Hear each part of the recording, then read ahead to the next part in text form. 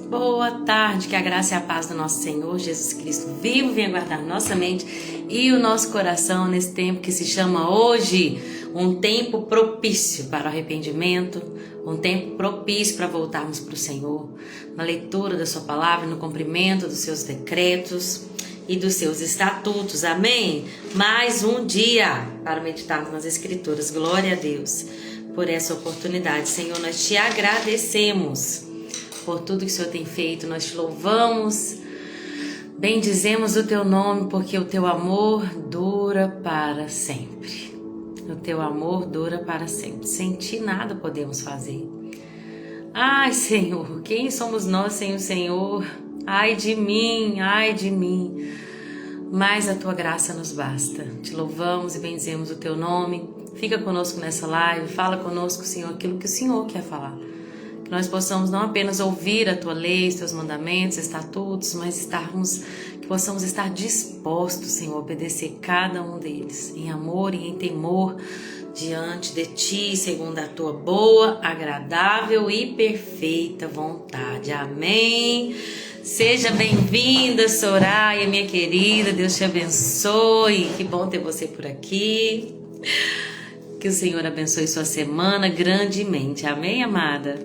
Te dê melhoras aí, em nome de Jesus também. Nós estamos, gente, na leitura de Neemias, né, como eu não vi nem no sábado nem no domingo, e hoje nós vamos meditar sobre 9 capítulos do livro de Neemias. Ah, Sassou, eu amo quando você me chama de professora, que eu me lembro dos meus tempos de sala de aula. Meio que o Senhor sabe de tudo, né? Ele nos prepara lá atrás para uma obra maior. Glória a Deus por isso. Amém. Então, nós vamos meditar em 9 capítulos do livro de Neemias. Nós começamos, né, Neemias na sexta-feira e nós meditamos sobre os 4 primeiros capítulos. Foi precioso esse tempo que nós tivemos para meditar, porque o livro de Neemias ensina a gente muitas coisas, sobretudo levando em consideração a nossa vida. Nós somos essas pessoas cujos muros foram derribados, né? E aí a gente se tornou escravo do pecado. E aí Deus levantou um líder, um libertador, que é o Senhor Jesus, que vai nos auxiliar na reconstrução dos muros, nos separando, nos protegendo do mundo e de toda a influência maligna que vai nos impedir de viver o plano de Deus e de alcançar a salvação. Então esse nosso Senhor, esse nosso líder, né, que Neemias vai tipificar, que é Jesus, ele vai vir para nos ensinar como nós vencemos toda a armadilha do diabo que vai tentar, todas as vezes que nós nos posicionarmos para mudar a nossa vida, para haver essa transformação de mente, para posicionar no Senhor como alguém que quer viver aquilo que Ele tem, que não quer viver aí, que ir na direção do mundo, porque o mundo caminha para a perdição, mas quer ir na contramão daqueles que não andam segundo a vontade da carne, mas que são guiados pelo Espírito de Deus. Todas as vezes que nós nos posicionarmos, vai haver oposição. E às vezes algumas pessoas até não se posicionam, porque falam, porque se eu me posicionar eu vou passar por dificuldade, vai ser difícil, o inimigo vai se levantar. Mas graças a Deus que o Senhor nos ajuda em nossas fraquezas. A Bíblia diz que o Senhor com Jesus nós somos mais do que vencedores. Pior do que receber a afronta do diabo uma vez posicionados é não se posicionar e correr o risco de perder a salvação da nossa alma, né? Porque a nossa visão não deve estar nesta terra e nos nossos sofrimentos aqui. Paulo vai falar, o meu sofrimento na presente era não pode nem se comparar com o peso de glória que vai se revelar, né, no futuro. Oi, minha querida Ivonete, que saudade de você. Ai, que pena, ontem você não foi no batismo, tá sempre em tudo, né? Que o Senhor Jesus possa restaurar a sua saúde em nome de Jesus, de forma plena, de forma completa. Você falou que a sua consulta está marcada para essa semana, que o Senhor possa trazer luz, né, à mente ali do médico para mostrar qual que é o verdadeiro diagnóstico e para trazer também o melhor tratamento. E se Ele quiser te curar plenamente antes, só pelo poder dEle, então eu declaro também na sua vida a cura completa, em nome de Jesus. Então, na nossa vida nós vamos viver oposições, mas vale a pena, porque a gente não foca nessa terra, nós focamos no futuro. existe um prêmio, um galardão para aquele que conquista a coroa, para aquele que corre sem parar e chega a receber o prêmio, né? Esses dias vendo uma maratona, a gente logo pensa, olha, a pessoa para conseguir vencer uma maratona, ela não tem que correr rápido, mas ela tem que correr e persistir no ritmo que ela consegue, correr 42 quilômetros. Fiquei triste de não ir, Ivonete disse, quarta-feira é a consulta, né? Que o Senhor Jesus prepare todas as coisas, em nome de Jesus. Então a maratona, a nossa vida é como uma maratona. A gente tem que correr em busca de alcançar o prêmio.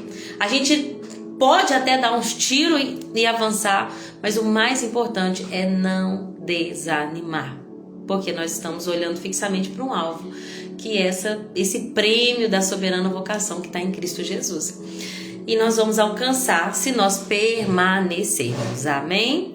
Parabéns, amada, pelo nível de casamento. Amém, Ivonete. Exemplo para nós. Glória a Deus. Eu estou muito feliz, né, com esses 13 anos que Deus nos permitiu viver. Glória a Deus, porque é só por Deus, gente. O casamento é assim, é um milagre de Deus. E só dá para viver esse milagre com Jesus, né? Glória a Deus por isso.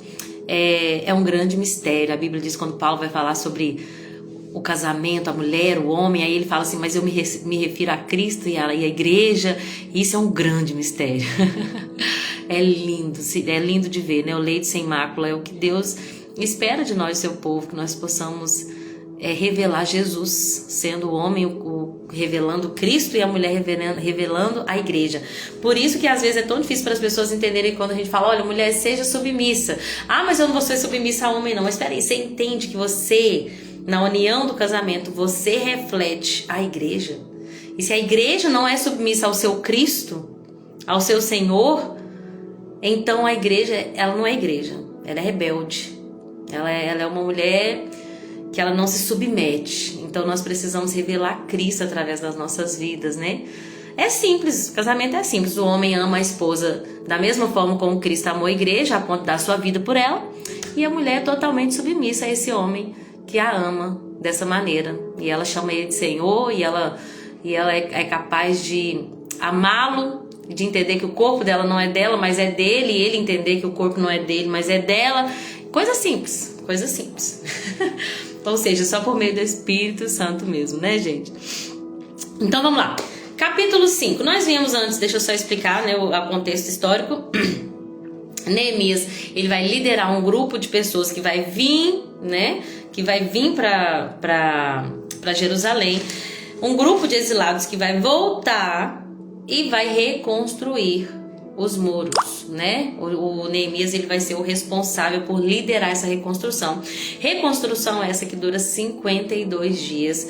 E esses 52 dias, eles vão ser dias de muita luta. Não era fácil, não foi simples. Às vezes a gente pensa assim, não, Deus vai me ajudar que vai ser tudo fácil. Deus nunca prometeu que vai ser fácil. Ele prometeu nos ajudar. E nos deu a estratégia. Nos ensinou, nos deixou escrito como que a gente vai conseguir. Mas Jesus deixou claro, vocês vão passar por aflições. Não vai ser fácil. Vamos tirar isso da nossa cabeça, de que vai ter só dias bons. Não é verdade. A nossa geração ocidental, né, principalmente, é uma geração que está sempre em busca do prazer. Muitas das vezes não vive uma vida com propósito, mas é sempre o prazer. Qual que é o meu prazer de hoje? E amanhã eu quero mais prazer. E muitas das vezes não entende, não sabe discernir os tempos e as estações. Ontem eu preguei sobre tempo lá na igreja. Deus falou muito forte comigo, que há tempo para todas as coisas. E um dia eu fui fazer caminhada e eu olhei para a lua. E a lua estava linda e brilhante, e ela estava charmosa, e ela chamou tanta atenção. Todo mundo que passasse na rua iria vê-la ali. Mas tem dia, gente, que ela nem aparece. Tem dia que é de dia e ela tá lá e ninguém vê ela, porque de dia ela só tá ali. A gente vê que ela tá ali, mas ela não brilha. Vai ter dia que vai ser lindo, que tudo vai dar certo, e vai ter dia que vai ser de trevas, né, Ivonete? Vai ter dia de dor, vai ter dia de cura. Lá em Eclesiastes 3 vai falar, há tempo de curar. Há tempo de nascer, há tempo de morrer, há tempo de plantar e tempo de colher. Nós temos que discernir as estações. A reconstrução dos muros passou por diversas provações. Muitas pessoas no meio do processo vão desanimar. Mas se nós fizermos assim como Neemias fez, nós vamos conseguir terminar, na verdade nós vamos colaborar com Deus para que Ele termine essa obra, que a Bíblia diz que aquele que começou a boa obra em vós é fiel para terminá-la. Irmã Rosimeire, Pai do Senhor Jesus, minha querida, que bom te ver por aqui, Deus te abençoe, viu? Irmã Rose estava lá ontem, né, e tava bênção, gente, glória a Deus. Seu sobrinho, né, irmã Rose, eu gosto demais do Vitor, tive com ele só no retiro, mas que menino especial, meu Deus. Assim também como o Lucas, o Jonatas, são meninos de Deus que vão impactar essa geração, em nome de Jesus. Então, gente, o que eu tava falando? Não vai ser fácil, a gente tem que permanecer. É isso, né? Vamos lá entender então. Então, o Neemias, quando ele começa a reconstrução do muro, ele já vai ter oposição. Sanbalat e Tobias e vários outros, né? Mas a Bíblia enfoca mais nesses dois.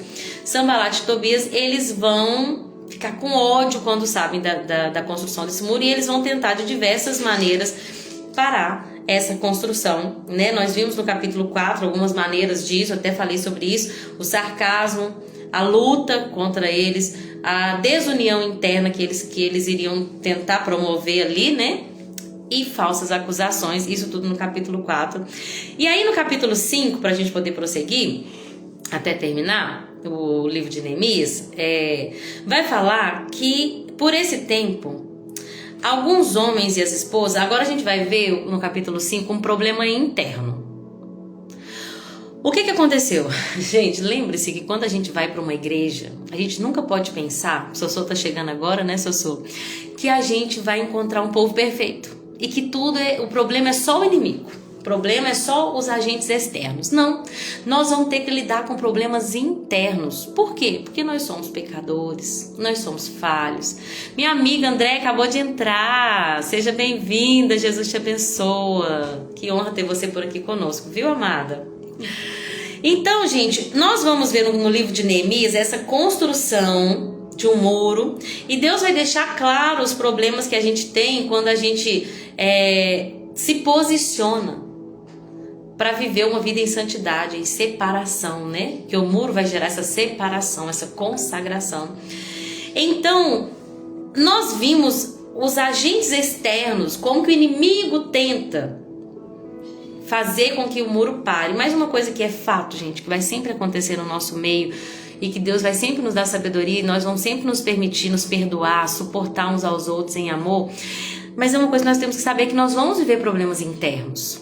Porque Deus deixa claro, Deus nunca escondeu, gente, os problemas de Judá, de Jerusalém, de Israel, do seu povo, dos seus ministros, dos heróis da Bíblia. Deus nunca escondeu a fraqueza de ninguém. Deus nunca, vamos esconder isso aqui, porque senão as pessoas vão escandalizar. Deus sempre expôs, justamente para o nosso aprendizado, porque a Bíblia diz assim, olha, tudo que foi escrito para o nosso ensino. Então tudo que está aqui, nada é em vão, nada é só um histórico para ficar guardado, registrado. Tudo que a gente tem acesso aqui, que foi guardado, Deus tem propósito. E no capítulo 5 a gente vai ver que o que houve não era um agente externo, mas era um problema interno. Alguns homens e suas esposas fizeram um protesto contra os seus próprios irmãos. Por quê? Porque eles estavam dizendo assim, olha, nós não tem nem mais o que comer. Resumindo, o que aconteceu? Aquelas pessoas, elas tinham que pagar um certo imposto, né? Deixa eu ler aqui. Hipotecamos nossos campos, nossas videiras e nossa casa para conseguir comida durante esse período de escassez. Lembrando que Jerusalém estava destruído, tá? Não tinha prosperidade ainda, não tinha plantio e colheita, as pessoas estavam voltando, regressando e começando de novo suas vidas. O que aconteceu é que essas pessoas, elas precisavam, eu queria só achar sobre isso aqui, sobre os impostos que eles tinham que pagar. Como eu li isso aqui no sábado, o que acontece é que aquelas pessoas, elas precisavam de ajuda para sobreviver e para arcar com tudo aquilo que elas tinham que arcar. O que estava acontecendo? Elas estavam pegando emprestado dos seus próprios irmãos, que eram os judeus mais nobres, os mais ricos, que tinham mais condição.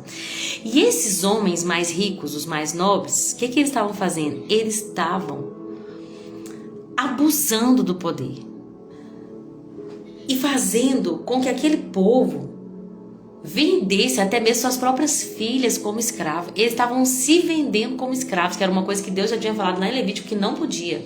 Nenhum israelita poderia ser vendido como escravo.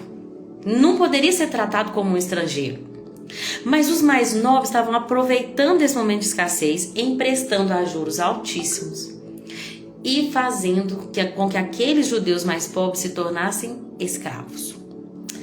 Quando eu li isso, gente, o meu coração, eu fiquei muito reflexiva sobre uma coisa. Olha o que está falando aqui, olha. Além disso, a cada 10 dias precisavam de uma quantidade de vinho de todo tipo. Não, isso aqui é no final.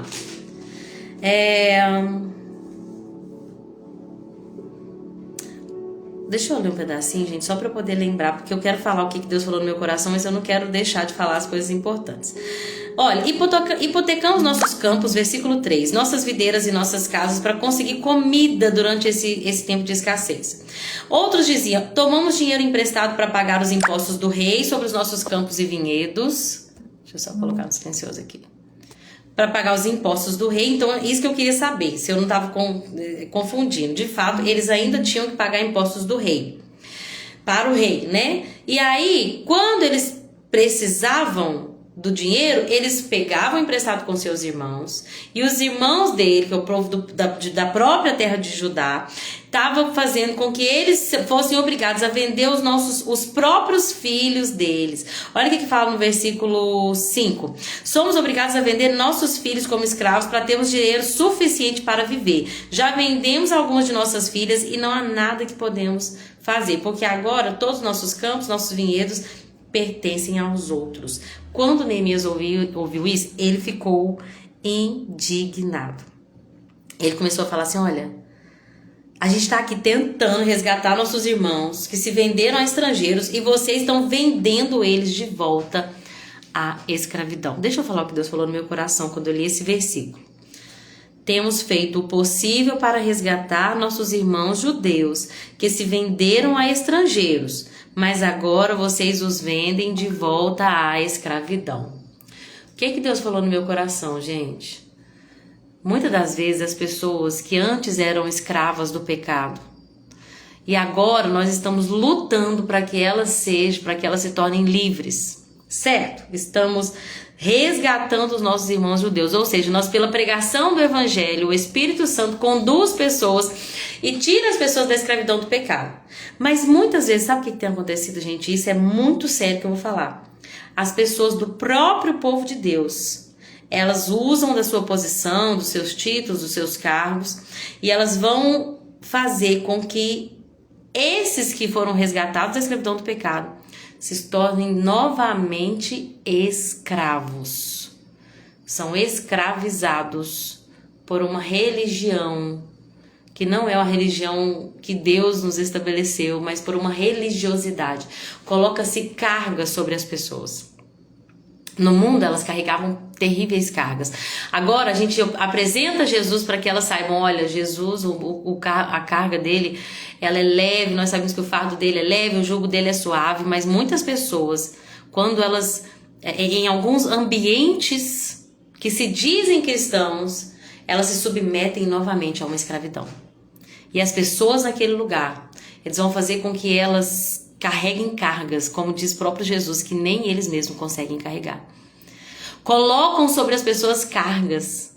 E aí Neemias está protestando contra isso. Gente, não estou entendendo.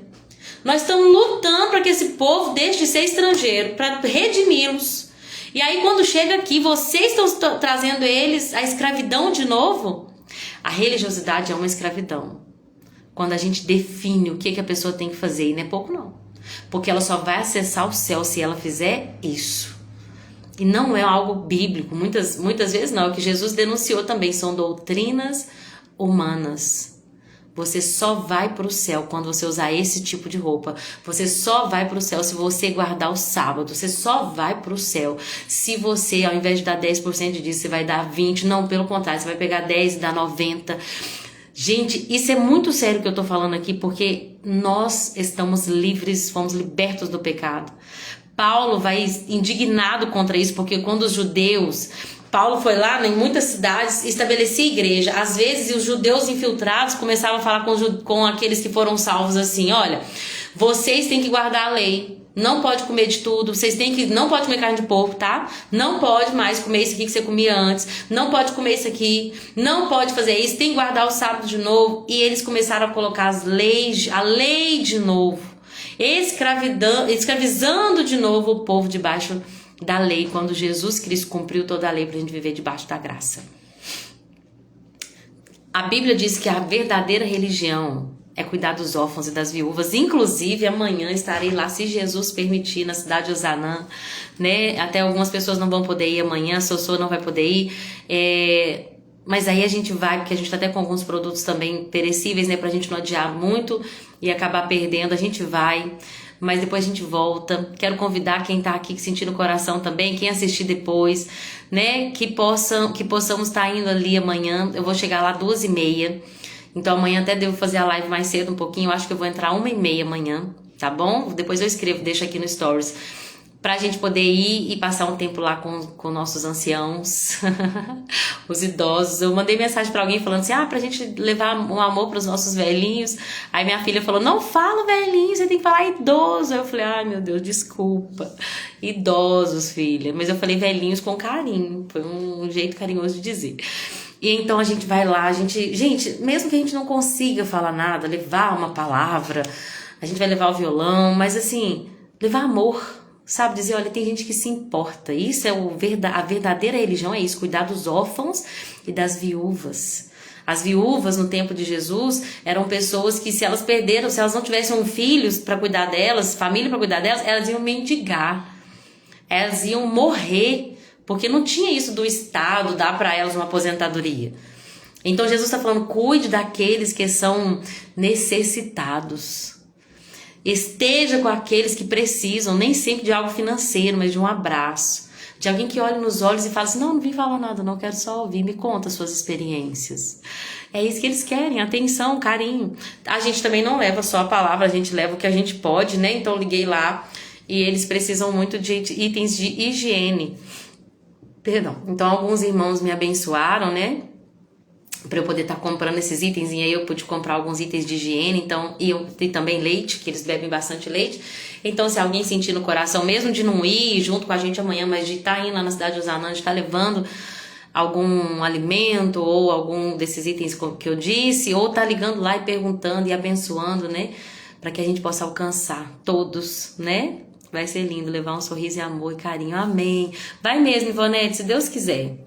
Não, eu creio que você vai estar melhor amanhã e você vai conseguir, tá bom? Então, gente, essa é a verdadeira religião. A religiosidade é o quê? É quando alguém te diz assim, ó, você tem que estar na igreja todos os cultos, de manhã, de tarde e de noite, tá? E se orar na sua casa não vale, você tem que ir pro monte. Tem que orar no monte, é o lugar certo de orar. E outra, você é obrigada a fazer isso e isso. Gente, todas essas coisas que eu falei são lícitas. Eu amo ir no monte, né, Deia? Monte é delícia, meu Deus! Mas eu aprendi que a gente tem que estar em oração em espírito e em verdade, em todo lugar. Jesus conversando com a mulher samaritana. Onde que eu devo adorar? O tempo já chegou, a hora já é, em que os verdadeiros adoradores adorarão ao Pai em espírito. Não existe mais um lugar específico. Tem igrejas que as pessoas vão, que elas vão falar que só tem salvação aqui, porque os outros lugares tá tudo perdido, viu? Se você quer ser salvo, você tem que fazer parte dessa igreja. É esse tipo de carga que a gente coloca nas pessoas que as escraviza de novo. Que faz elas dependerem de algo além do sangue de Jesus. E a salvação não vem por obras. Só a graça que vem pela fé. E fé é o firme fundamento, é a convicção plena das coisas que a gente não vê, mas que a gente crê. Então nós não, foi o que eu li, quando eu li isso aqui, logo o Senhor falou muito forte no meu coração, olha, presta atenção, Neemias está falando, ele está tentando resgatar as pessoas que se venderam a estrangeiros, mas os próprios irmãos estão vendendo a escravidão. Gente, a gente tem que achar esse equilíbrio. Tem pessoas que, então é graça, eu posso viver no pecado. Não é isso. Mas agora nós somos governados pelo Espírito Santo, não andamos mais de acordo com nossos próprios pensamentos. Não vamos escutar qualquer vento de doutrina. O que é isso? Qualquer pessoa que fala com a gente isso, a gente acredita. A gente agora se baseia na palavra revelada pelo Espírito. E é isso que nos move. Não somos escravos mais. Amém? Não precisamos de outro intercessor. Você só vai conseguir o que você quer se você orar e pedir para essa pessoa aqui. Nós vamos ver isso em outros lugares, como pessoas que vão pedir para pessoas que já estão mortas, que já descansam no Senhor. Eles não têm poder para nos atender. A Bíblia diz que quando aquela história lá do rico e do Lázaro, quando o rico morre, ele quer tentar conversar com Lázaro de todo jeito e Abraão fala, não vai não, existe um abismo entre vocês. Aí o rico fala, deixa eu voltar para ajudar os meus irmãos que ficaram. E aí a resposta que ele recebe é, lá eles têm a lei e os profetas. O que é a lei e os profetas? É a Bíblia. A lei era o Pentateuco e os profetas eram os pergaminhos dos profetas, Isaías, Jeremias. Ou seja, eles têm a palavra de Deus lá. Por que eu estou falando isso? Nós não precisamos de um intercessor. Não precisamos mais de uma pessoa que vai interceder por nós. Eu só vou conseguir isso se eu pedir através daquele intercessor, que é bendito. A Bíblia diz que o único intercessor entre a humanidade e Deus é Jesus. Amém? Jesus é o único intercessor. E aí, às vezes a gente pensa assim, passei para crente, não tem mais isso. Não vou pedir mais para nenhum intercessor a não ser Jesus. Então nós fazemos todas as orações em nome de Jesus. Mas aí a pessoa começa a ir pro outro extremo. Agora eu preciso de uma oração forte. Agora eu preciso daquele homem, daquele pastor. Só se aquele pastor orar em mim, ainda fala assim, né? Só se aquele pastor orar em mim que eu vou ser curado. Estão entendendo? Ah, não, eu não acredito na água benta, mas o óleo ungido, aí eu vou ungir meu carro, vou ungir minhas coisas. Vocês estão entendendo por que a gente tem que cuidar para agir de acordo com a palavra de Deus? Para que nós não nos tornemos escravos de coisas. Porque nós acessamos as bênçãos por meio da fé e a fé em Cristo Jesus. Nós não somos escravos de mais nada, nada mais é necessário. E aí eu não estou anulando todas as coisas. Mas para a salvação, nós só precisamos de Jesus. Amém? Eu mesmo, esse ano, uma coisa que eu tenho feito, eu tenho muita dificuldade, assim, de não trazer o óleo ungido como algo religioso, porque eu conheço pessoas, assim, que não têm uma vida em obediência a Deus, mas que têm vários óleos em casa. Então, eu não leio a Bíblia, eu não obedeço a Bíblia, eu não sirvo a Deus, nem estou em comunhão com o seu corpo, mas quando eu preciso de alguma coisa, eu vou lá e unjo meu filho com o óleo. Como se isso fosse trazer, entendeu? Como se fosse um amuleto. Isso é muito perigoso. Então a gente tem que tomar muito cuidado para não ir para esse lado da religiosidade. Porque o que vai nos trazer a cura é a oração da fé. O presbítero vai orar, a oração do justo vale muito em seus efeitos.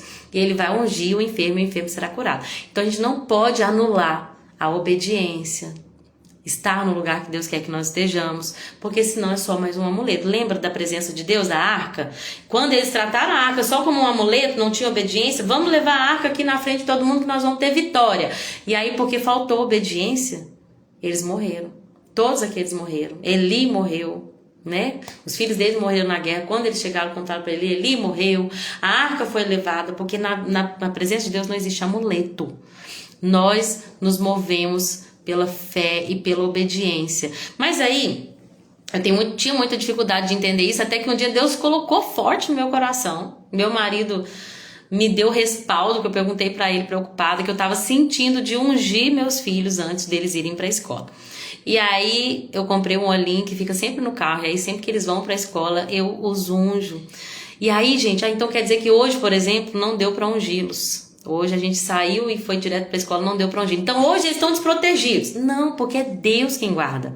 Mas o que Deus colocou no meu coração acabou me tornando mais intencional. Porque toda vez que eu unjo eles, eu faço uma oração por eles, específica. Eu falo, filho, você vai entrar na escola e que Deus vá na sua frente, na sua retaguarda, que Ele te livra do mal, que Ele te guarde de comer qualquer coisa mortífera, que Ele te livre de qualquer influência maligna.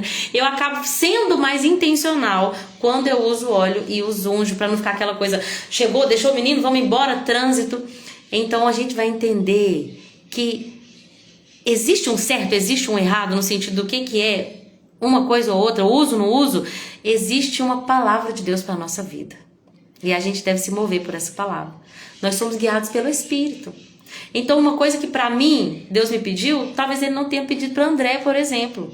Mas como nós nos movemos pelo Espírito de Deus, nós só obedecemos aquilo que Ele coloca em nosso coração. Então, a Bíblia diz que nós não iríamos, chegaria um tempo em que nós não precisaríamos, chegará um tempo, eu creio que já chegou até, que a gente não vai precisar que uma pessoa só nos explique toda a lei. Por quê? Porque o Espírito Santo vai colocar essa lei no nosso coração, vai escrever essa lei nas tábuas do nosso coração, e aí nós vamos entender a lei. O que é para nós fazermos, porque o Espírito Santo vai nos guiar a toda a verdade. Então, eu falei muito sobre isso, né? É um assunto difícil, mas que eu acho que é muito necessário, porque muitas das vezes a gente só troca 6 por meia dúzia, né? A gente troca de religião, mas continua religioso.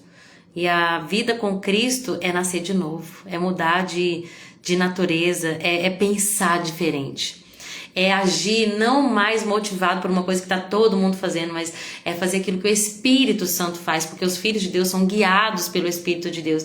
Então nós estamos nesse novo tempo, é um novo caminho, onde nós somos guiados e movidos pelo Espírito. E o Espírito nos ensina todas as coisas. Amém? Então agarrei muito nisso, eu peço perdão, mas é porque é um assunto muito sério, né, gente? A Bíblia diz que o próprio Neemias, aqui no capítulo 5, ele dá o exemplo. Olha que eu sou governador. Eu não exigi parte nenhuma como governador, muito pelo contrário. Eu tenho na minha mesa 150 judeus e oficiais que comem comigo.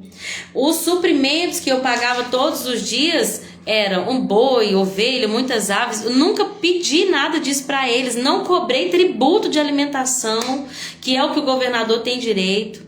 Porque o trabalho que o povo realizava já representava uma carga pesada. Olha Neemias sendo exemplo para nós de liderança. Porque a liderança que eu espero que as pessoas façam isso, mas eu não faço, não é isso que é liderança. A liderança, o verdadeiro líder lidera pelo exemplo, não pela palavra.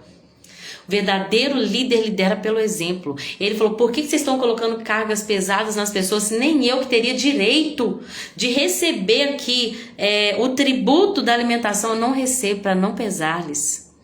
Então nós somos o exemplo. Nós precisamos dar exemplo. O líder precisa ser o exemplo. Talvez você diga, eu não sou líder de nada. Você é líder da sua casa. Você é líder das coisas que Deus te confiou para fazer.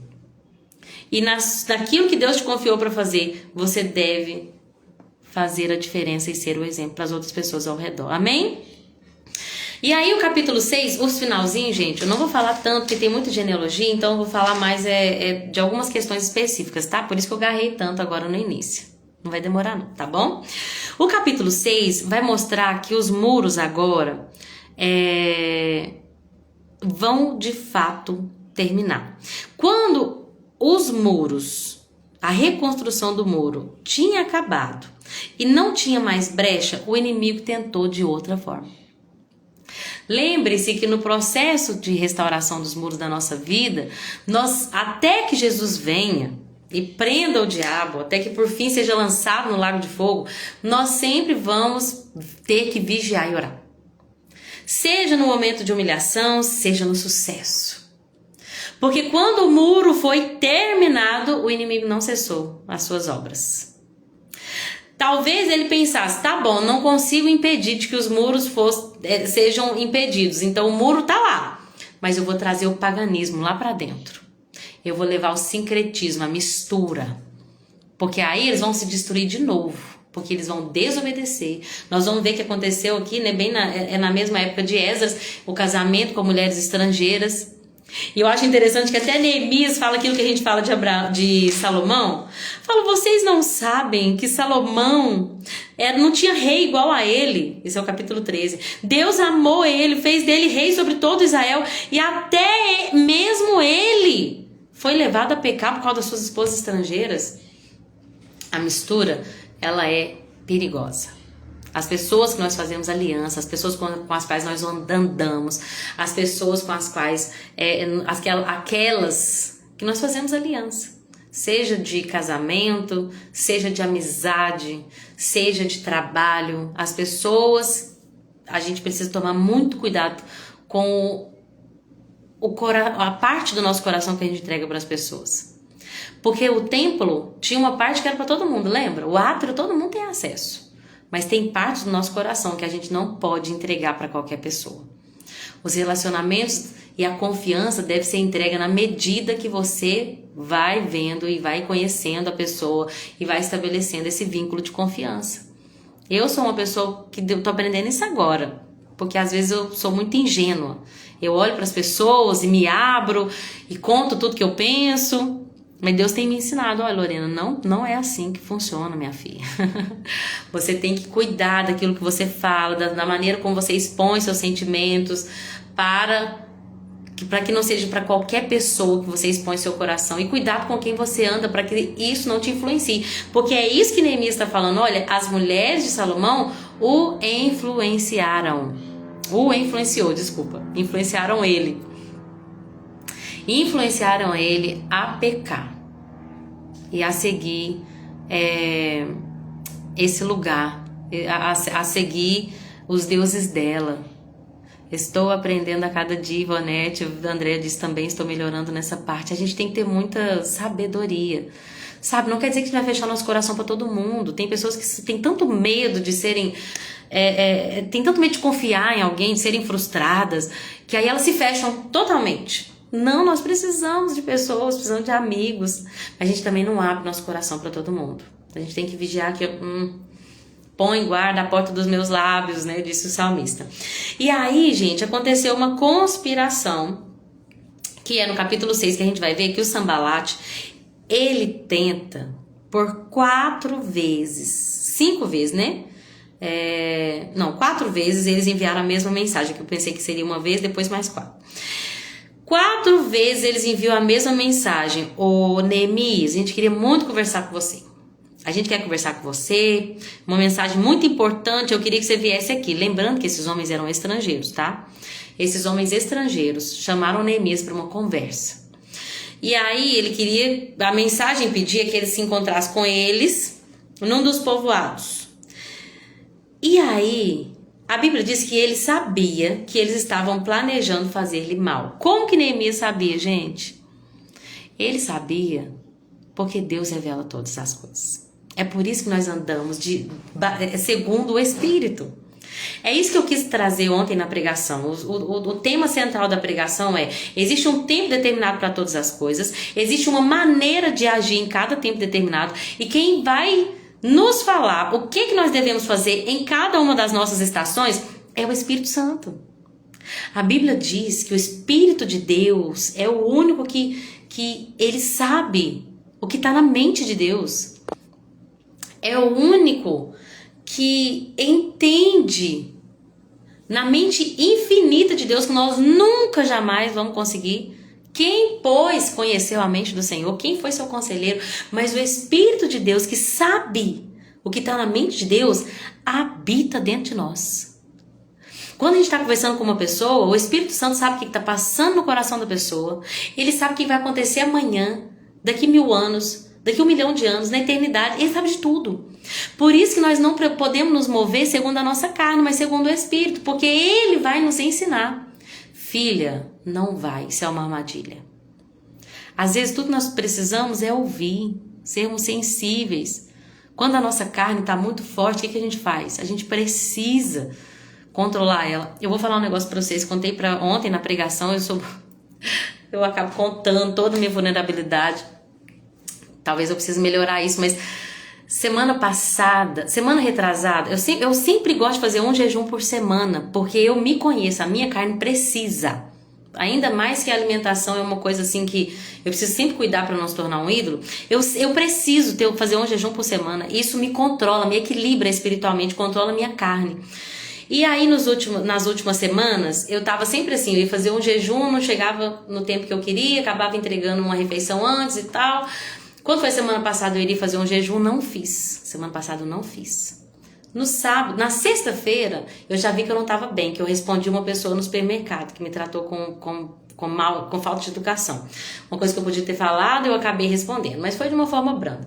Quando foi ontem na igreja, eu passei por uma dificuldade, porque eu fui disciplinar meu filho, passou uma pessoa na hora, me confrontou e eu respondi. Gente, eu respondi a pessoa na porta da igreja. E eu tenho vergonha de falar o que eu tô falando aqui. Porque nós somos a Bíblia que o mundo não lê. E eu respondi a pessoa na mesma moeda, quando a pessoa veio pra me acusar, e eu respondi, gente, e foi feio. Eu não vou nem falar aqui, nem vou me expor tanto aqui não, porque foi feio. O jeito que eu falei com a pessoa foi feio, não foi legal. Meu filho tava muito rebelde. Depois que eu pensei que a pessoa que eu tava com as crianças da salinha, meu filho tava batendo nas crianças da salinha, já era a terceira vez que ele tinha batido, e aí eu estourei, eu falei, o que você tá fazendo? Eu já te falei que não pode bater. Senta lá que você tá de castigo. Nessa hora o moço passou. Então na hora eu não tive, a minha carne não estava controlada o suficiente para eu entender que o moço não sabia que era meu filho. Ele tinha a visão de que era a professora da salinha e estava gritando com as crianças. E aí quando ele me afrontou, eu respondi ele, gente. Eu chorei ontem o dia inteiro. Porque eu falei com Jesus, eu entristeci o teu espírito. Eu envergonhei o teu nome. Eu devia ser mansa e humilde como Jesus é. Que eu tava errada. Porque o jeito que eu tava gritando com meu filho, eu não podia gritar com ele. A gente tem um jeito certo de disciplinar. Mas eu estourei. Eu tava errada e eu respondi. Jesus estava certo. Nunca pecou. E quando caluniado, ele intercedeu pelos seus acusadores. E aí eu chorei e falei, pai, eu não segui o exemplo do meu Senhor. Não fui mansa, não fui humilde. E talvez esse homem nunca queira ir numa igreja evangélica. Porque ele vai olhar para aquele exemplo e vai falar, olha lá, o tipo de pessoa. Eu fiquei muito mal, muito, muito, muito mal. Eu sei que eu também tenho que lidar com muitas coisas dentro de mim, de querer ser perfeita, de querer não errar. Eu sei que é pela graça. Mas, o que eu tô falando tudo isso? Porque me faltou o controle, o domínio próprio. Gente, domínio próprio vem com jejum. É jejum, porque você quebra a sua carne, você fala pra ela, você quer comer, mas você não vai. Todas as células do seu corpo estão dizendo, me dá glicose, eu preciso de açúcar, eu preciso de glicose. E aí você diz, meu corpo, você fala pro seu corpo, você não me domina. Então, gente, eu não fiz o jejum na sexta, não fiz no sábado, porque eu falei, não, então eu faço no sábado, não fiz. E no domingo eu dei uma dessa. Então o diabo está sempre ao nosso redor. E sabe, não é o diabo que destrói o povo de Deus. É quando o povo de Deus abaixa a guarda. É quando nós abaixamos a guarda que nós permitimos. Quando nós desobedecemos, nós damos brecha. Não é isso que o diabo quer? Ele está procurando a brecha. Gente, eu me entristeci muito por isso. Mas uma coisa é importante a gente entender. O diabo está sempre tentando. Sempre tentando. E eu falo aqui que essa mansidão, coisa linda, mas eu vou te falar, eu falo novamente, se tirar Jesus, gente, sobra nada. Sobra nada. Deus me provou e Ele me humilhou para provar quem eu sou verdadeiramente e para me mostrar que sem Ele é vergonhoso. É vergonhoso. Nossas atitudes são vergonhosas. Mas Deus também falou comigo, é tempo de arrependimento. Não fica aí, arrepende e continua. É tempo de se arrepender. Quando Jesus começou a pregar, ele falou assim, é chegado o tempo. Do reino de Deus, é chegado o reino de Deus. Arrependei-vos. Então a gente precisa prosseguir para o alvo. Prosseguir. O diabo sempre vai tentar, nós não podemos negligenciar isso. E é por isso que a gente precisa jejuar também, gente. Sério, a nossa carne não pode ter domínio sobre nós. Então o que eu tô falando? Por que eu falei tudo isso do jejum? Porque quando você entra em jejum, em tempo de oração, o seu espírito fica sensível à voz de Deus. E você não anda segundo a carne. Gente, a carne, eu percebi isso esse final de semana. Toda vez que você faz concessões para a carne, concede um pouquinho, se permita um pouquinho. Eu sei que eu devia fazer isso, mas eu vou fazer isso. Toda concessão que você dá para a carne, você alimenta ela. Eu não ia falar, mas eu vou falar, vou fazer uma fofoca. Não é fofoca, é para você orar. E aí você fala, você alimenta a sua carne. Toda vez que sai uma palavra top da nossa boca, toda vez que a gente vê uma coisa que nós não deveríamos ver, que a gente alimenta um pensamento que não deveria alimentar, que a gente não se arrepende prontamente, que a gente não pede perdão ou não perdoa, todas as concessões que a gente faz para a carne, a gente fortalece ela. E na hora que você mais precisar, ela te destrói. Porque a nossa carne, nós não andamos segundo a nossa carne. A carne produz morte, gente. O Espírito produz vida. Amém? Neemias, Deus, o Espírito de Deus estava sobre ele. Então ele sabia quando o inimigo vinha para poder tentá-lo. E aí a Bíblia diz que ele sabia que eles estavam tentando fazer mal para ele. E aí ele responde dessa forma, depois que eles chamam 4 vezes para ele se encontrar com os inimigos dele, né? Ele responde assim, ó: estou envolvido com uma obra muito importante, não posso ir. O que eu tô fazendo é muito importante, eu não vou descer aí não. Nossa, eu penso assim, né, que ontem eu recebi uma afronta, não estava totalmente certo, eu deveria ter me baixado a cabeça e falado perdão, que eu realmente sei que não devo gritar mesmo com os meus filhos, ainda mais nesse ambiente. Mas olha só que coisa, muitas vezes quando alguém nos afronta, a gente quer responder na mesma moeda. Ah, é o inimigo que tá vindo me afrontar, é a pessoa que falou mal de mim, é a pessoa que... E a gente quer pagar na mesma moeda. Olha o que Neemias fala: a obra que eu tô fazendo é muito importante, eu não vou descer até aí. Não posso descer. Né, ideia? Forte isso, né? Não posso descer, não vou me rebaixar ao nível. Ah, mas as pessoas estão me tratando assim, mas eles não são você. Não desça ao nível deles. Tem uma obra linda que Deus está fazendo na sua vida. A Sossô diz, tem visto isso diariamente depois do jejum de 21 dias. Glória a Deus. Como que quebranta a nossa carne, né? Não é fácil, gente, você ver todo mundo comendo uma coisa e você não comer. Mas como é bom quando você vê que sua carne está sob controle, né? Que você está sensível à voz do Espírito, que você consegue fazer aquilo que Ele te pede, consegue ter discernimento do tempo e da estação. Isso é maravilhoso. Você não precisa descer ao nível do seu inimigo. O inimigo é sujo. Ele não trabalha com justiça. Talvez a pessoa fale assim, olha, eu vou pedir perdão, mas se foi a pessoa que me feriu, bem-vindo. Nós não descemos ao nível da pessoa que feriu. A nossa régua de medir é Jesus. Que quando afrontado, que quando caluniado, que quando machucado, ele não respondeu. Ele orou pelos seus perseguidores. Ele orou por aqueles que o esbofetearam, que colocaram uma coroa de espinho, bateram com caniço nele. Ele orou. Então nós não podemos nos rebaixar. Tem uma grande obra que Deus está fazendo em nós e nós não vamos nos rebaixar, amém? Aí uma coisa que eu acho interessante, gente, que eu achei muito interessante, é que fala assim, ó, que ele foi na casa de uma pessoa, deixa eu achar o nome da pessoa aqui. E aí, essa pessoa estava encarcerada, de alguma forma ele não podia sair de casa. Até nessa versão aqui fala que, olha, que ele não podia sair de casa. Deixa eu só achar aqui, gente. Semaías, ele foi visitar Semaías. E esse homem falou com ele assim, olha, vamos fazer o seguinte, eles estão tentando te matar. Vamos lá pro templo e a gente vai se trancar lá. E aí eu pesquisei um pouquinho sobre isso no sábado e eu achei muito interessante que Neemias, ele era príncipe de Judá. Ele não era levita, ele não era sacerdote, ele não era da família de Arão, então ele não podia entrar lá no templo, aonde esse moço estava falando para entrar lá no interior do templo, fechar as portas para se guardar.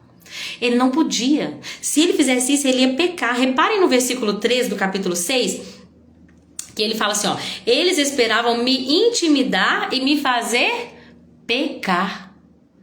Se Neemias, para guardar sua vida, fizesse o que o inimigo falou, entrasse para dentro do templo e... Deixa eu só fechar essa janela aqui, gente, perdão. Se ele entrasse para dentro do templo para poder guardar sua vida, ele estaria desobedecendo a lei de Deus. E foi aí que a Bíblia diz, percebi que Deus não tinha falado nada com Semaías, mas que ele havia sido contratado por Sambalat e Tobias para anunciar essa profecia contra mim. Vocês entenderam? O homem se levantou e falou que era um profeta, e esse profeta falou, ó, Deus falou comigo que a gente vai ter que ir lá para o templo. E a Bíblia diz que Neemias percebeu, não é profeta não. Quando eu li isso na Bíblia do Expositor, na casa da minha irmã no sábado, eu achei muito interessante que fala assim, olha, toda profecia, todo profeta que te manda fazer uma coisa que não é bíblica, não é profecia de Deus, não vem de Deus. Por que Neemias percebeu que não era de Deus? Porque não era bíblico. Ele não poderia, como não pertencente à família de sacerdotes, entrar dentro do templo. Aí, porque a profecia não era bíblica, ele entendeu, não vem de Deus. O profeta que manda uma pessoa fazer uma coisa que não condiz com as escrituras não é verdadeiro profeta. Não é um de Deus. Toda vez que nós ouvimos, até mesmo eu, Paulo fala assim, olha, até mesmo um anjo aparecer e anunciar outro evangelho, além desse que nós temos anunciado, é maldição, seja anátema. Se aparecer um anjo e mandar te fazer uma coisa que não é bíblico, não faça. É laço do diabo, é armadilha do inimigo. Neemias, o inimigo queria matar ele a todo custo. Por quê? Porque ele era uma liderança forte, que obedecia a Deus. E isso é um perigo para uma nação. Genuíno, íntegro. E aí eles tentam pegar Neemias. Agora eles usam Semaías para poder falar uma mentira. Vamos lá que Deus falou comigo. Percebi que Deus não tinha falado nada com Semaías. Ele tinha sido contratado pelos meus inimigos, Sanbalat e Tobias, para anunciar essa profecia contra mim. Eles queriam me intimidar e me levar a pecar. Cuidado, porque o diabo quer trazer medo e o medo te faz pecar. Já viu aquela pessoa que... Gente, uma coisa que Deus está falando muito comigo, eu preciso compartilhar. Romanos 4:23 fala o seguinte: tudo que não provém de fé é pecado. Todas as vezes que nós não queremos viver nessa dependência de Deus, todas as vezes que nós quisermos tomar decisões que não são baseadas em fé, nós estamos pecando. Se o medo achar um lugar no seu coração, que você não queira depender de Deus, que você não queira depender da sua fé, e aí você tomar uma atitude sem fé, você vai estar pecando. O medo intimida. O inimigo está fazendo isso e isso, eu vou acabar tendo que fazer isso, eu vou acabar tendo que me guardar aqui. Neemias falou assim: que tipo de líder é esse? Que tem que... Eu achei lindo, deixa eu ver se eu acho essa parte.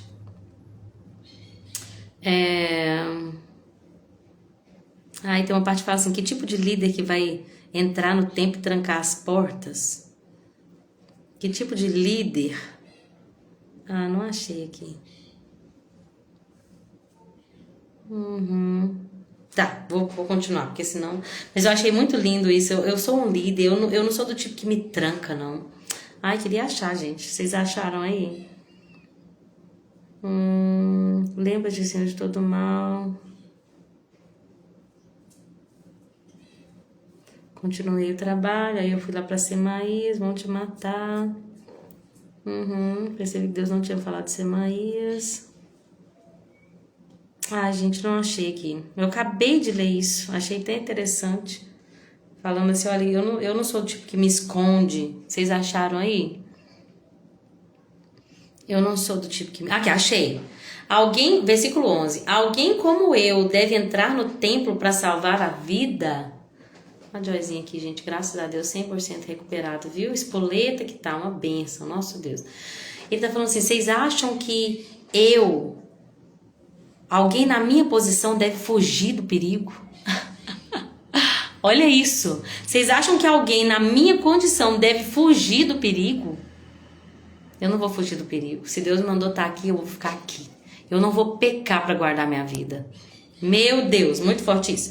E aí a Bíblia diz que depois de 52 dias, eles continuam o trabalho. O inimigo é envergonhado e humilhado. Glória a Deus!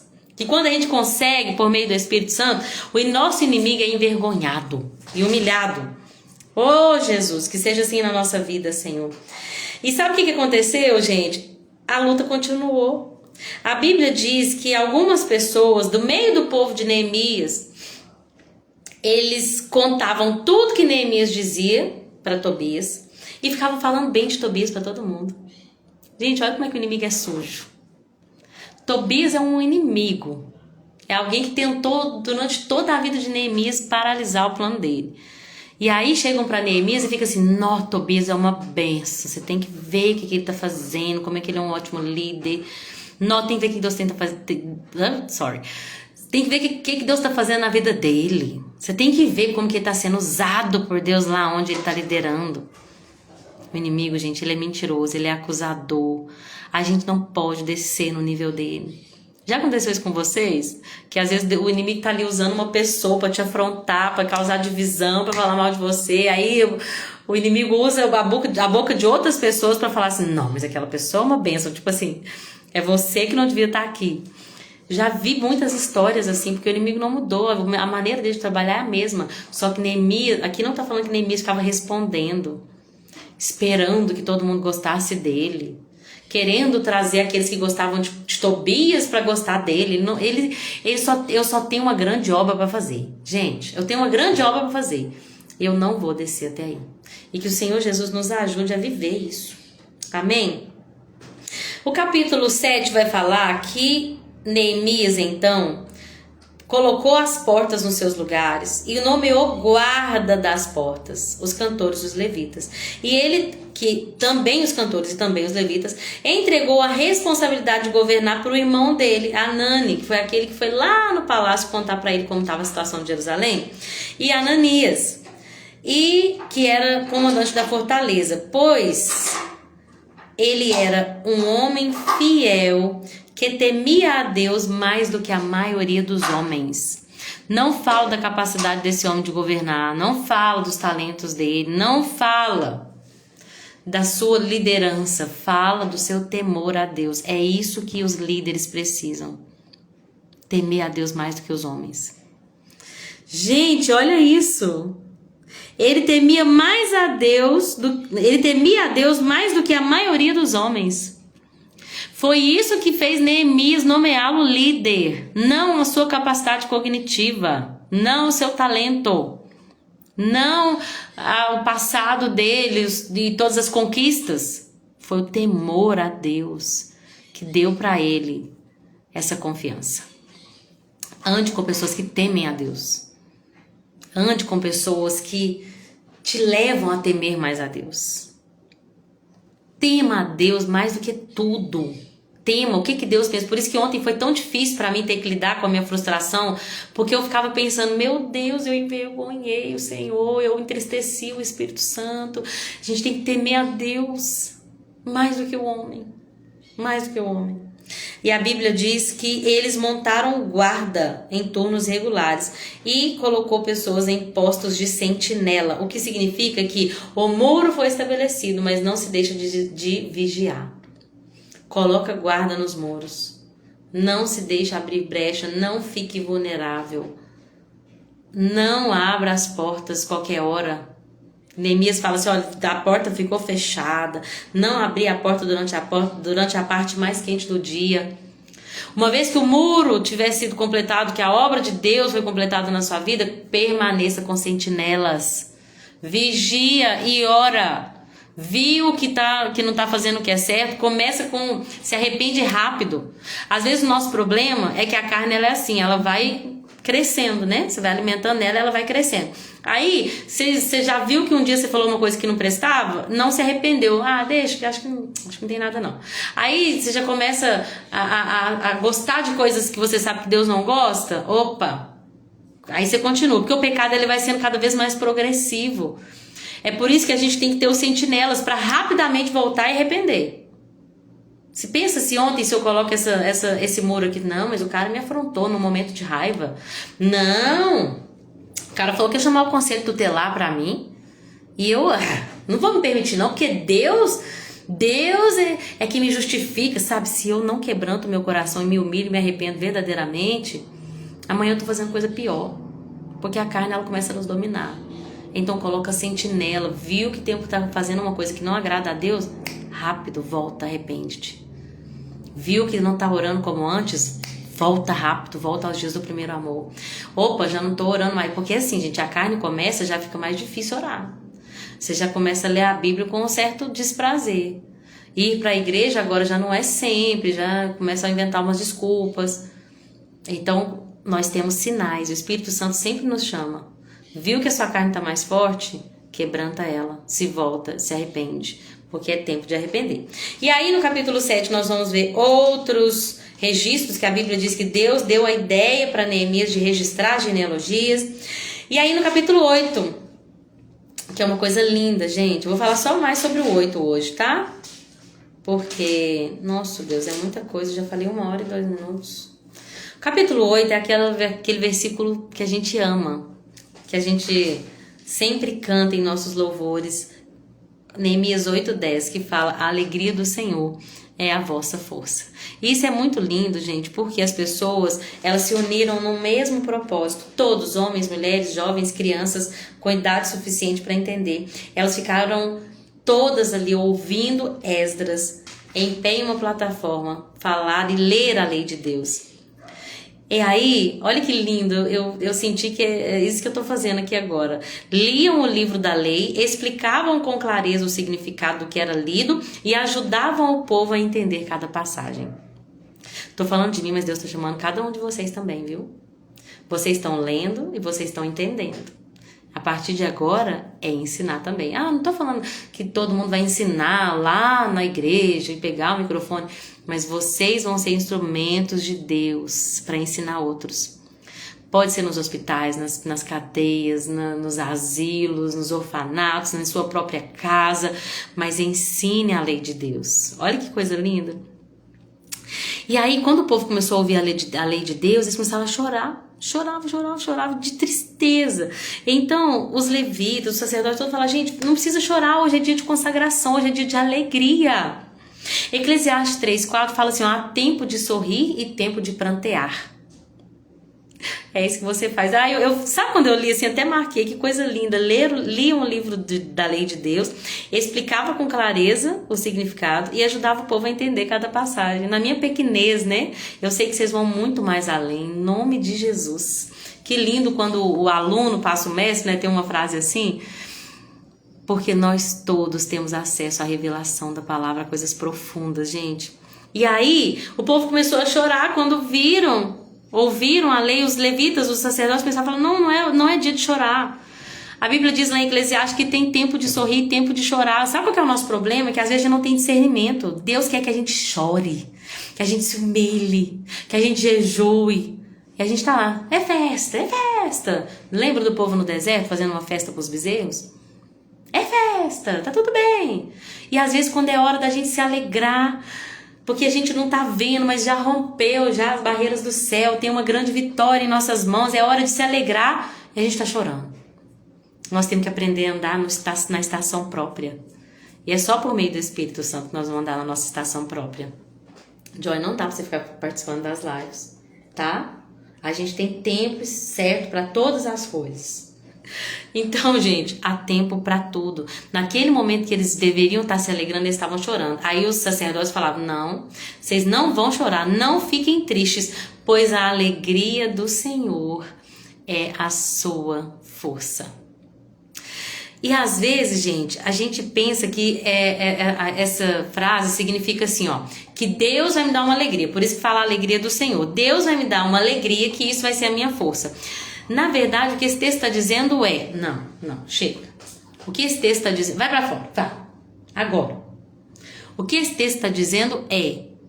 Quando vocês conseguem alegrar a Deus, isso é força para vocês. Não é que Deus vai nos dar uma alegria que vai nos dar força. É quando alegrar ao Senhor, a alegria dele, a alegria do Senhor, é o que nos motiva a viver e a tomar nossas decisões. É a alegria do Senhor. Olha que coisa linda, gente. Não é que a nossa força vai vir daquilo que Deus espera que Deus faça. É que nem aquele versículo que fala, deleita-te no Senhor e Ele concederá os desejos do seu coração. Sabe o que está falando? Se o seu deleite for o Senhor, se a sua alegria for Ele, Ele vai encher o seu coração de alegria. Ele vai conceder o que você quer, que é Ele. Às vezes a gente fala com a pessoa assim, não é isso que você quer? Então Ele vai te dar o que você deseja. Gente, fala a verdade. Quantas coisas que você já desejou que Deus falou não? Eu não sei vocês, mas eu já ouvi muito não de Deus. Esse negócio de que Deus vai conceder o que o seu coração deseja, nem sempre é assim. Por mais que Ele seja um bom pai que sabe dar boas dádivas para os vossos filhos, a gente tem que entender o verdadeiro evangelho, que é um povo cujo objetivo de vida é alegrá-lo. E é isso que nos fortalece. Essa é a nossa força. Ver que Ele está sorrindo e que Ele está feliz conosco. Amém? Eu não posso falar mais, gente, porque senão eu vou ficar aqui muito tempo. Amanhã eu termino Neemias, embora seja bem simples, porque no capítulo 9 eles vão declarar a história deles. E aqui, vou até pregar lá na sede no dia 30, e Deus tem falado muito comigo sobre isso. Às vezes nas nossas orações, não é que a gente está pregando para Deus, lembrando para Ele do passado, mas quando a gente conhece a Deus, quando a gente conhece o nome do Senhor, nós confiamos nele. Quando vem aquela dúvida, será que Deus vai me dar? Peraí, o povo estava no deserto, não lhe faltou pão, não lhe faltou água, as suas roupas não desgastaram, seus pés não ficaram inchados. Quando o povo foi para a terra prometida, eles estavam em angústias, porque eles descansaram e acabaram não fazendo o que era certo. Deus levantava, eles clamavam, Deus levantava o libertador, porque Deus, olha o que Deus falou comigo: em tua grande misericórdia não abandonaste para morrer o povo no deserto. Não é isso, é isso aqui, ó. Mas tu és Deus de perdão. Quando o inimigo joga aquela setinha, você não vale nada, você tá fadada ao erro, você fala do que você não vive. Que ontem foi difícil para mim. Falei, Senhor, como é que eu vou pregar uma palavra que eu não vivo? Como é que eu vou falar se eu não frutifico?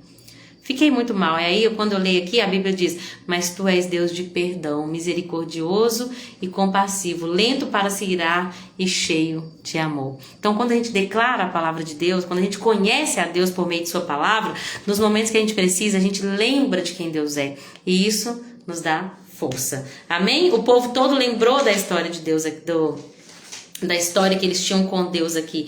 E isso fortaleceu o povo a fazer o que era certo. E aí amanhã eu termino esses últimos capítulos, porque amanhã tá bem tranquilo, né? Amanhã a gente vai ler Esther do 1 ao 4. E aí eu termino esse Neemias. Fiquei já 1h10 falando. Mas eu quero agradecer a cada um de vocês que ficaram até o final. Pedir perdão por qualquer coisa. A Chiquinha entrou, nem honrei ela, me perdoa, dona Chiquinha, irmã Chiquinha, nossa querida. Deus te abençoa, viu? Foi um prazer ter todas vocês aqui pra gente poder falar sobre tudo isso. A Sossô, que entrou bem no início, né, Sossô? Irmã Rose, a Deia, a Ivonete, todas vocês, minhas queridas, mulheres de Deus que se propuseram a aprender mais sobre as Escrituras. Vocês são bênção, viu? Obrigado por tudo. Quero agradecer também minha mãe, que vai assistir depois, e a dona Leni, que sempre assiste as lives. Gente, eu preciso honrá-la, porque ela fica muito feliz. E a gente tem que se preocupar não com os nossos próprios interesses, mas com aquilo que é do outro. Se a gente consegue trazer alegria pro coração de alguém, por que não? De graça, né? Dona Leni, é um prazer que a senhora assista meus vídeos, viu? Eu fico muito, muito grata ao Senhor por essa oportunidade, por esse privilégio de falar da palavra de Deus e para a senhora ouvir. Muito, muito prazeroso mesmo. Meninas, obrigada por tudo, viu? Que Deus abençoe a semana de cada uma de vocês e que nós possamos produzir fruto. Se for necessário, se volta para Deus, volta ao primeiro amor, se renda a Ele, volta para um tempo de oração, de adoração, de jejum, de entrega, de choro, e aí nós vamos rir também com Ele. Amém? Deus abençoe e até amanhã, se assim Jesus permitir. Amanhã eu posto aqui, tá? 1h30, se Deus quiser. Com Deus, viu? Tchauzinho.